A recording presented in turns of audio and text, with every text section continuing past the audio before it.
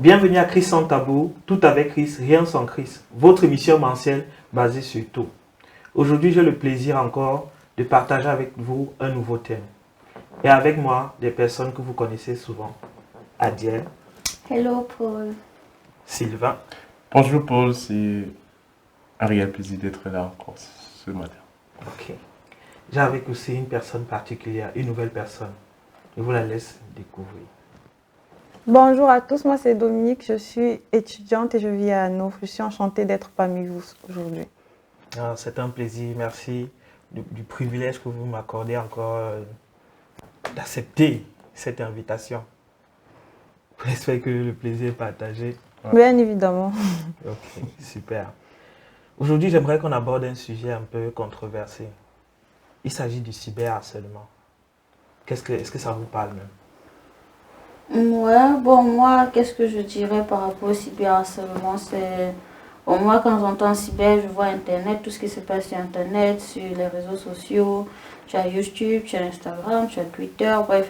Tout ce que quelqu'un peut voir comme réseau social, tu as même WhatsApp, c'est toujours un réseau social. Donc, ouais, et c'est l'ensemble, en fait, de ces comportements, de ces mots, de ce que les gens se permettent de dire à certaines personnes face à certaines situations et qui ne sont pas voulues, en fait.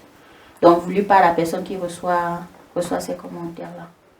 Moi, je pense que c'est un ensemble d'actions vraiment qui sont menées à l'encontre d'une personne au vu de forcer cette personne à faire quelque chose qu'elle ne veut peut-être pas ou pour des plaisirs en fait, de la personne qui le fait. Donc, c'est vraiment forcer la personne lorsque la personne ne veut pas ou la personne a déjà exprimé son non.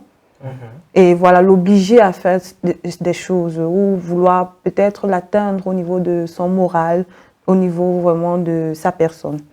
Ok. L'atteindre comme ça au niveau de son moral, c'est dû à quoi? Les causes là, ça provient d'où? Premièrement, bien principalement, ce que je dirais, les causes de l'harcèlement, ça doit être l'anonymat en fait. Parce que dans l'anonymat, on ne sait pas qui est derrière la caméra, on ne sait pas qui est derrière le téléphone. Et ça nous donne comme ça un certain pouvoir de pouvoir manipuler les gens, injurer les gens et ainsi de suite. Pourquoi? Parce que on n'a pas la possibilité de rencontrer cette personne en face, en fait, quoi. Et puis on se dit être puissant, on se dit avoir le pouvoir sur certaines choses, en fait. Moi, je dirais la jalousie, parce que voilà, le fait d'envier des personnes, par exemple des stars, des personnes publiques qui reçoivent par milliers par jour, des personnes qui ne sont pas d'accord par rapport à des statuts, par rapport en fait à des photos ou même leurs interventions et qui veulent utiliser cela pour avoir peut-être un nombre de vues, pouvoir eux aussi par la suite devenir stars, pourquoi pas, c'est la nouvelle tendance, devenir star, pouvoir effectivement surfer sur cette vague, voilà, de Starmania. Wow. Moi aussi particulièrement, je me dis qu'il y a de l'ennui, de l'oisiveté. Tu ne travailles pas, tu ne fais rien. Et avec ces deux dernières années que nous avons passées avec Covid et tout, on est à la maison, on s'ennuie, on est seul, tout ça, ça crée tellement de choses. Moi, ça me rappelle toujours ce que Voltaire a dit, une citation que j'ai beaucoup aimée quand je fréquentais. Donc, le travail éloigne de nos trois grands mots, l'ennui, le vice et le besoin. Et harceler des gens en ligne ou demander des choses indécentes parce qu'on s'ennuie. Et après, ça devient un vice parce que tu es là tous les jours, tu cours derrière les nudes, tu cours derrière les faveurs que les gens doivent te donner, tout ça, c'est vraiment un peu malsain. Wow. On parlera aussi comme ça là, du sadisme aussi, des personnes là qui trouvent aussi plaisir à faire du mal, à dire du mal des autres, quoi, qui tirent aussi de cela. Mais vous ne pensez pas aussi que ça a des causes vis-à-vis de la personne aussi qui reçoit cela? Pour moi, la principale cause, c'est vraiment au niveau de la condition physique en fait, de la personne. Des personnes qui ont des handicaps, par exemple, des personnes qui ont des troubles qui ont des troubles d'alimentation, par exemple, qui peuvent être anorexiques, qui peuvent être boulimiques, ou des personnes qui sont peut-être en surpoids. Donc, ces personnes, on remarque constamment sur les réseaux sociaux qu'ils sont sujettes à beaucoup de commentaires vraiment sur leur physique. Et cela également peut affecter le moral, cela également peut constituer également une cause malgré soi, en fait, sans qu'on ne l'ait voulu. voilà, on se retrouve à être une personne ciblée. Toujours dans ce même sillage de handicap, je crois aussi qu'il y a la condition mentale. Lorsqu'une personne, par exemple, dans son entourage, ne développe pas ou bien n'a pas cette capacité à pouvoir bien s'exprimer, par exemple sur les réseaux, cela est utilisé la plupart du temps pour l'harceler, à lui dire voilà, tu es faible, tu n'arrives pas à t'exprimer, et ainsi de suite, quoi. Wow. Et moi, je le dis, même chez les chrétiens, en fait, j'ai remarqué que parfois tu es chrétien, tu as vécu une certaine vie avec tes amis sur les réseaux sociaux, on te connaissait peut-être comme X. Du jour au lendemain, tu annonces, bon, j'ai donné ma vie à Dieu, maintenant je publie des versets, je parle de Jésus, ça veut dire, mais elle se prend pour qui? Elle pense qu'elle connaît Dieu plus que qui? Mais on t'a connu, hein, tu as été telle chose, tu as été telle chose, tu t'amuses, mais on va mettre les photos de toi, mettre les vidéos de toi que tu as fait avant. Donc, je trouve que... Voilà, le changement de vie aussi d'une personne qui ne plaît pas aux autres peut entraîner cette envie-là chez certaines personnes de vouloir les harceler. Et ça se remarque aussi même au niveau des pasteurs, non? Qu'est-ce que vous en pensez? Effectivement, je pense qu'au niveau des pasteurs, on remarque cela parce que ce sont des personnes publiques, comme on a dit, ce sont des personnes en fait qui représentent en fait les communautés, ce sont les premières personnes qu'on attaque aussi la plupart du temps pour discrédibiliser en fait leur vision, discrédibiliser en fait ce que le Seigneur a mis dans leur cœur.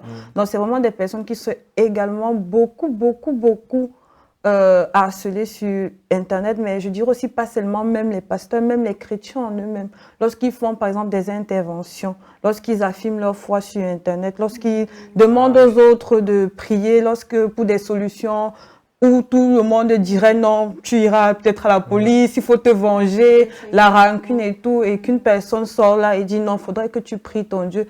Là aussi, il y a même, voilà, il y a des personnes qui viendront harceler cette personne en disant non, Dieu n'est pas la solution à tout, il faudrait que tu agisses par toi-même et tout. Et je dis même également, même dans le milieu chrétien, même au niveau même des sites chrétiens, par exemple, lorsque des personnes de différentes confessions se retrouvent ensemble également.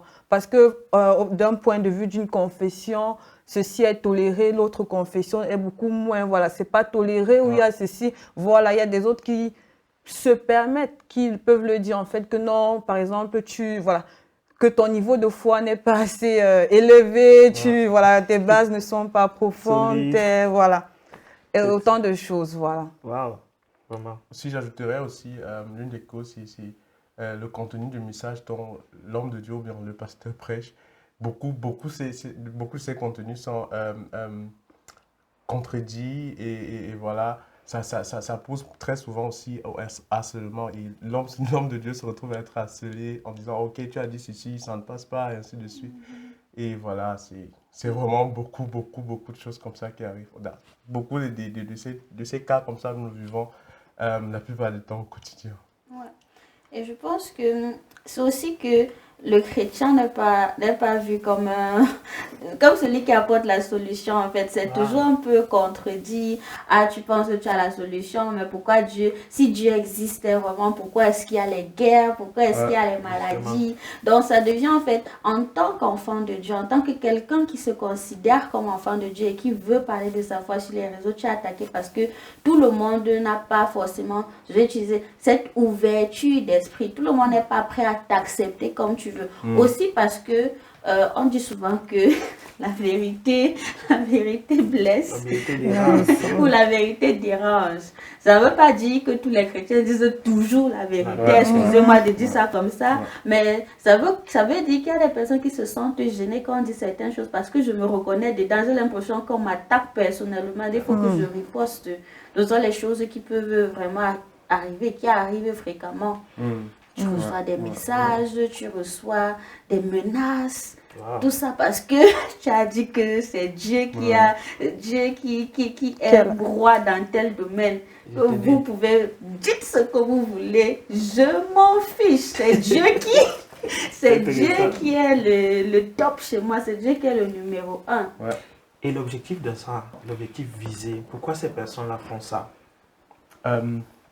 Comme objectif premier, je dirais le fait d'avoir la visibilité parce que je sais que si je m'attache à une personne, une autre personnalité, cela me donnera forcément une visibilité en fait. C'est-à-dire, très vite, je vais me faire remarquer. Pourquoi? Parce que la personne connue, elle a une grande communauté derrière elle. Et si je me retrouve à contredire cette personne, si je me retrouve à ternir l'image de cette personne, ça attirera aussi beaucoup de regards sur moi, en fait, quoi. Et là, ça me permettra aussi d'être beaucoup connu aussi, par exemple. Ouais. J'ai envie de te contredire un peu. Parce que tous ceux qui discréditent ou écrivent peut-être des messages que nous considérons comme et n'ont pas forcément l'intention là d'être connus, c'est que la personne se dit avoir la vérité. Ouais.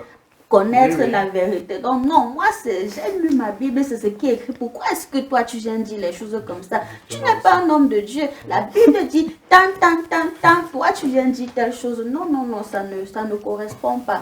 Donc c'est pas toujours une recherche de visibilité. Donc parfois c'est que tu te dis, je connais mieux, je suis mieux enseignée. Donc, Et d'autres veulent aussi détruire. Le but c'est vraiment de détruire, de nuire à la personne, même de heurter sa sensibilité et de créer de la frustration, tout simplement. Et je crois vraiment qu'en dépit de tout, il y a aussi le fait qu'il y a des personnes qui le font sans savoir. Il y a des personnes en fait qui le font sans se dire que cela peut causer du tort. Et là, moi, je vois vraiment la main de l'ennemi. Je vois vraiment que ça, c'est pour ce genre de personnes en fait que nous devons vraiment prier et vraiment mettre notre foi à l'épreuve, parce que tout ce qu'on vit en fait sont des épreuves que le Seigneur met devant nous pour nous permettre d'avancer. Et moi je pense que même au niveau de ce cyberharcèlement, il y a des choses avec lesquelles on en ressort vraiment plus grand. Et je pense vraiment que ce sont vraiment ces épreuves qui nous permettent également de grandir dans notre marche avec Dieu. Donc je ne dirais pas que tous les harcèlements sont des attaques de l'ennemi, mais il y en a certaines et vraiment, c'est à nous, en fait, de savoir quel est vraiment l'objectif pour nous, quelle est l'utilité pour nous lorsque on est sur Internet. Parce qu'en même temps qu'on peut être victime, on peut également causer cela par nos comportements, par nos commentaires. Donc, on n'est pas seulement victime, en fait. Et le simple fait même pour nous d'être ici aussi, c'est aussi une épreuve pour nous, parce que demain, on devra lire des commentaires et on devra aussi répondre aussi. Donc, c'est à nous, en fait, de savoir comment on peut en fait utiliser cela et de toujours garder en fait en nous le fait que nous sommes enfants de Dieu et que c'est l'amour qui doit primer avant tout. Et que nous devons manifester l'amour malgré tout, malgré les harcèlements, malgré tout ce qui arrive. Je dirais aussi, parce que la Bible dit que l'ennemi, le but de l'ennemi c'est de détruire, dérober et voler en fait, quoi. Et l'un des buts aussi, par exemple, du harcèlement, c'est de séparer quelqu'un, parce que si je m'attaque par exemple à une autre personnalité, on a parlé tout à l'heure des pasteurs en fait, si je m'attaque à un pasteur, le but si je l'harcèle vraiment, je peux le séparer de son Dieu en fait. Si je l'harcèle vraiment sur un message, je dis voilà, le message que tu as prêché c'est pas ça, ainsi ça peut créer des doutes en cette personne et la personne se sépare de Dieu en fait, quoi. Ces personnes-là aussi, c'est pas seulement détruire aussi, ça va plus loin même que ça en fait. Ça crée même que des personnes là, ça arrive à se détacher, à se couper même des communautés, à se couper même de la foi. Ou même à se prendre la vie.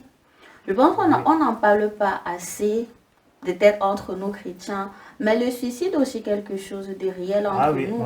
Des choses qu'on raconte en ligne sur toi, des choses que des personnes se permettent de dire sur toi, des personnes qui ne te connaissent pas, qui ne connaissent pas ce par quoi tu es passé. Tu peux faire un témoignage en fait de ta vie. Tu es reconnaissant de ce que Dieu a fait dans ta vie, mais parce que les gens se croient supérieurs, on cherche à te détruire au travers de cela. Et pour certains, ça marche parce que ça diminue ta confiance en toi. Ça te pousse même en fait dans tes... Tu as l'impression que tout le monde te déteste. Et si tu tombes dans la dépression, au fur et à mesure, franchement, tu peux arriver à un point où tu te dis, bon, ça sert à quoi pour moi de vivre sur cette terre? Donc... Et en parlant justement de dépression, moi également, je vois en fait la pression qui est aussi mise dans certaines églises au niveau en fait des compétences, au niveau des attentes que les gens ont. Et ça vraiment c'est aussi quelque chose sur lequel on doit vraiment beaucoup regarder. Le fait de ne pas trop mettre vraiment l'accent sur les compétences, ce qui fait quoi, sur décupler, sur celui qui sera premier à lire la Bible, je sais pas, 10 fois l'année, ou à faire ceci, ce genre de compétition également qui peuvent pour certains vraiment peut vraiment se sentir comme étant oppressé, vraiment, ne pas se sentir à l'aise dans l'église. Et vraiment, à l'église, c'est notre maison, c'est la maison de tout le monde et c'est vraiment le premier endroit où on doit se sentir chez nous, quoi. Se replier comme ça sur soi, s'introvertir même comme ça là. On retrouve comme ça aussi des personnes encore qui ne veulent même plus commencer même des choses, entreprendre des choses quoi, qui se retrouvent vraiment avoir perdu le goût à la vie, avoir perdu le sens même de pouvoir s'épanouir. L'œuvre de Dieu n'est pas facile. Hein. Pas du tout. C'est vraiment pas facile. Il faut être clair en fait. L'œuvre de Dieu n'est pas facile. Aujourd'hui, on voit beaucoup de personnes vouloir commencer l'œuvre de Dieu sur Internet.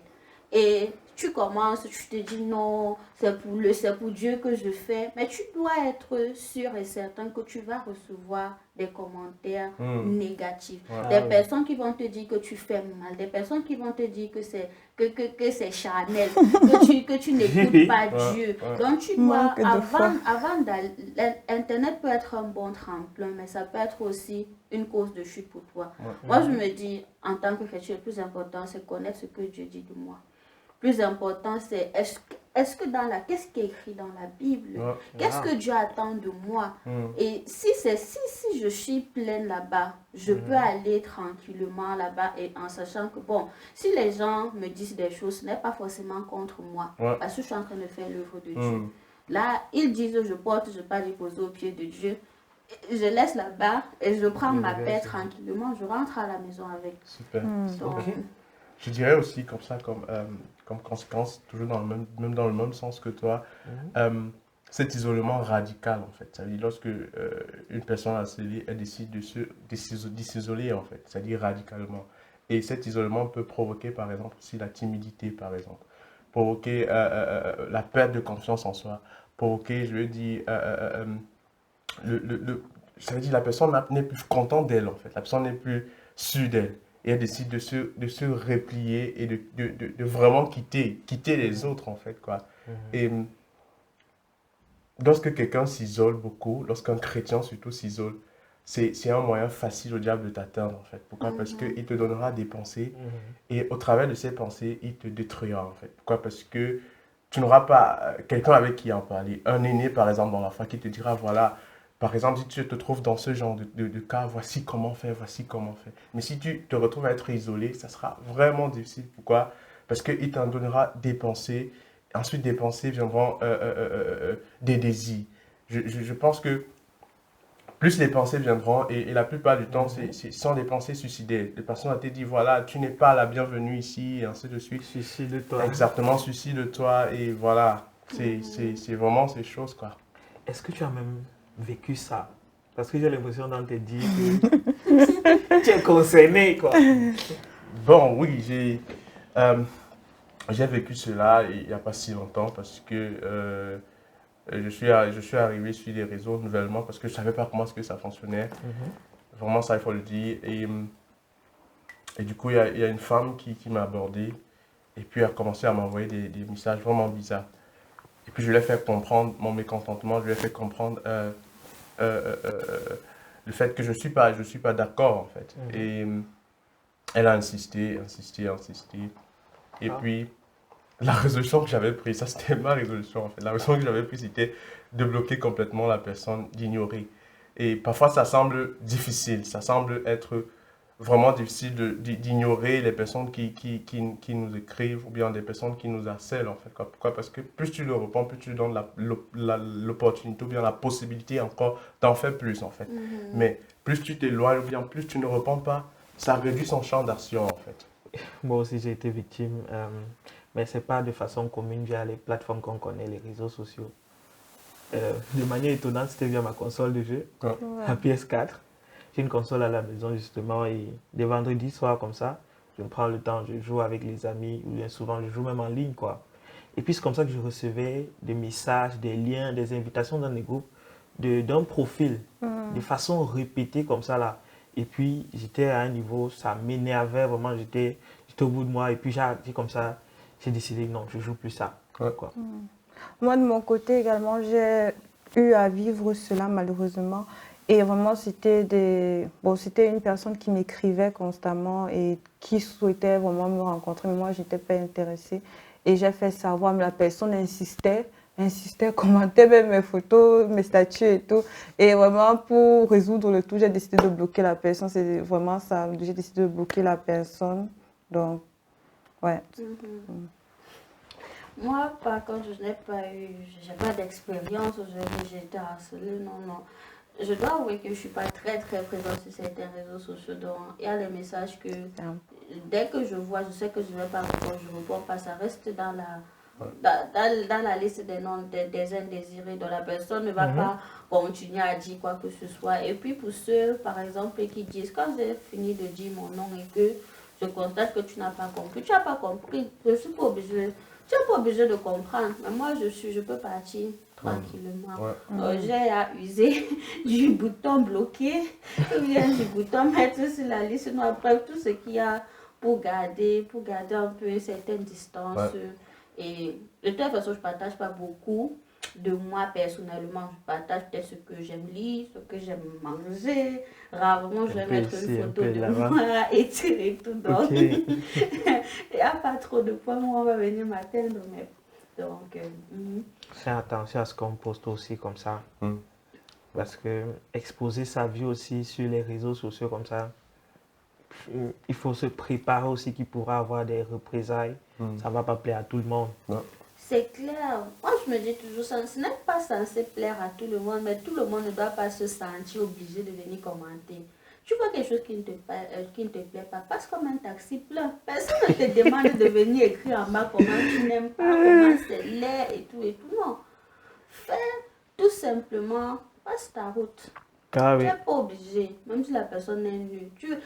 Rassure-toi, en tant que chrétien, que ce que tu veux faire ou dire soit fait avec amour. Va en inbox, tu essaies de dire à la personne les raisons pour lesquelles tu penses que sa photo est inappropriée. Mais ne te mets pas à l'insulter. Je pense que cela joue également beaucoup la manière en fait avec laquelle on approche les gens. Souvent, on peut être même dans notre droit de le faire, avoir même raison, mais il suffit de la manière de l'exposer en fait, de vouloir blesser la personne en fait. C'est beaucoup plus ça, d'agir vraiment en sachant que l'autre peut aussi être nous, en fait. Comment on aimerait, en fait, qu'on nous traite dans ce genre de situation? Comment est-ce qu'on aimerait aborder la chose aussi? Je pense que c'est aussi très important de pouvoir revoir dans notre manière de voir les choses, de prier vraiment par rapport à ça, d'avoir la sagesse de pouvoir gérer ce genre de choses. Mais ces personnes-là aussi, elles peuvent le faire sans s'en rendre compte. Ou bien? C'est clair.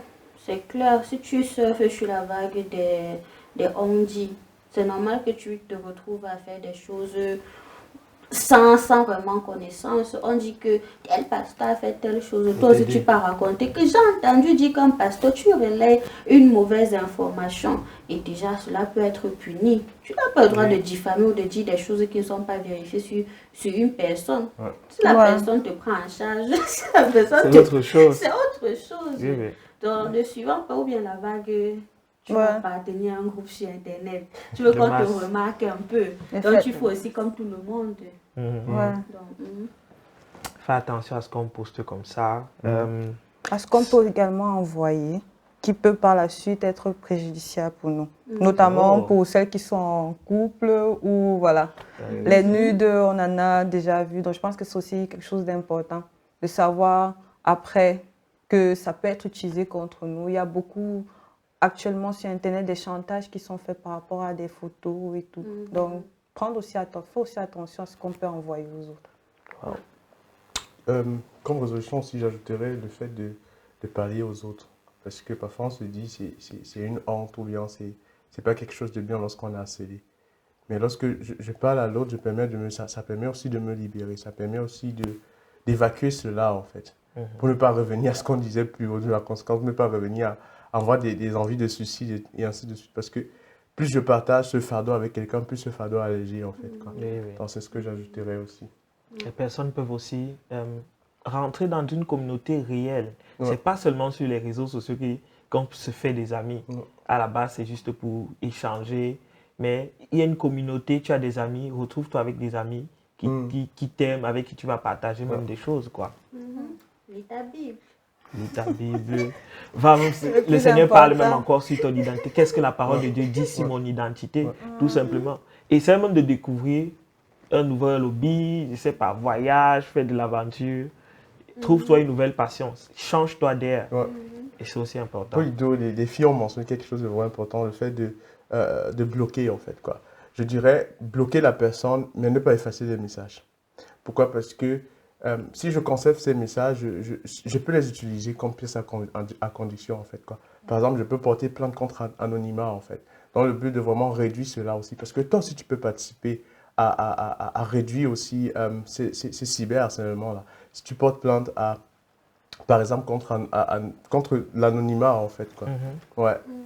Je vous rejoins également sur le fait qu'il est vraiment important de connaître son identité, de garder son cœur plus que toute autre chose. Mais je vois également en ça, en fait, un moyen pour nous également de changer. Moi, j'ai l'habitude, en fait, dans mon entourage, chaque fois en fait, que j'ai eu à recevoir des réprimandes ou que des personnes n'étaient pas d'accord enfin, avec ce que je pense, en fait, c'est toujours de se poser la question, qu'est-ce que j'ai fait en fait pour que cela conduise à ça? Ouais. Et également, est-ce qu'il y a du vrai dans cela? Si Ah, par exemple, je très parle avec important. un frère et qu'on n'est pas d'accord en fait, ou Mm. bien que j'écris, je fais un post Ouais. et que plein de personnes ne sont pas d'accord, est-ce qu'il y a du vrai dans ce Dans qu'il ce dit? qu'il Parce dit. que le tout n'est pas toujours de nous protéger, de faire, voilà. On me harcèle. On me À harcèle, tout mais va. on cherche également à s'améliorer, on Ouais. cherche également à avancer avec Christ. Donc je pense aussi que c'est un moyen de regarder à cela, de regarder les deux côtés en fait. Mm. Qu'est-ce que j'ai fait pour en arriver là? Et regarder aussi s'il y a du bien fondé en ça. Et je suis sûre vraiment qu'on pourra vraiment apprendre beaucoup de leçons de cela. Oh, wow. Et il y a aussi, la parole de Dieu dit qu'il y a un temps pour tout. Ouais. Il y a un temps pour parler, il y a un temps pour se taire. Usons vraiment de cette De sagesse. sagesse. C'est une Amen. très grande sagesse de savoir quoi dire et quand ne rien dire. Mm. Merci vraiment, je suis béni par vos interventions. Oh, je suis ravi. À toi qui nous regardes, j'espère que tu es aussi béni par ces merveilleuses personnes, des témoignages aussi comme ça poignants. J'ai envie de finir avec ce mot qui dit, avec la parole de Dieu qui dit, avant que tu ne naisses, je te connaissais, je t'avais choisi, je t'avais appelé. Tu as de la valeur, tu comptes. Ne tiens pas compte de ce qui a été dit sur toi. Si toi-même tu ne te rendais pas compte, la prière, prends du temps avec toi. Qu'est-ce que la parole de Dieu dit sur moi? Et demeure béni. Rejoins-nous, partage, like. Nous sommes sur les réseaux sociaux. Et à très bientôt sur Christ en tabou.